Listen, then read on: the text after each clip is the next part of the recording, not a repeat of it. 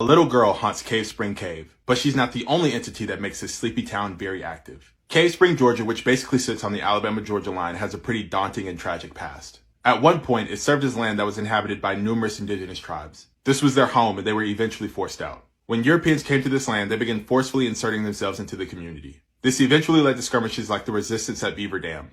Over time, the indigenous peoples were unfortunately forced out, and Cave Spring, Georgia eventually became an original route for the Trail of Tears. The town was then named after the spring that flowed out of the cave nearby, making it a popular tourist attraction. The fresh mineral spring water was a unique resource to the area, which is most likely why the indigenous tribes of this area would meet and gather here. And during this time period, towns would spring up around these locations across the South. There are numerous reported apparitions throughout the town. One of them is thought to be an indigenous woman at the general store. Others have reported activity at the Georgia School for the Deaf. The most famous is a little girl in Cave Spring Cave. Many believe that she passed away in the early 1900s due to scarlet fever. Visitors of the cave at nighttime have reported seeing her in a faint mist, sometimes even hearing her disembodied voice. People have also reported seeing indigenous apparitions, which could be because this area was sacred in nature, but turned into a place of sorrow due to the Trail of Tears. People have also reported large orbs in photos. Long before it was known as Cave Spring, this place was known as the Place of Sunshine. And maybe some of the paranormal activity is there to remind us of those who were there first. And to remember this place as more than just water and a cave, but what it once was.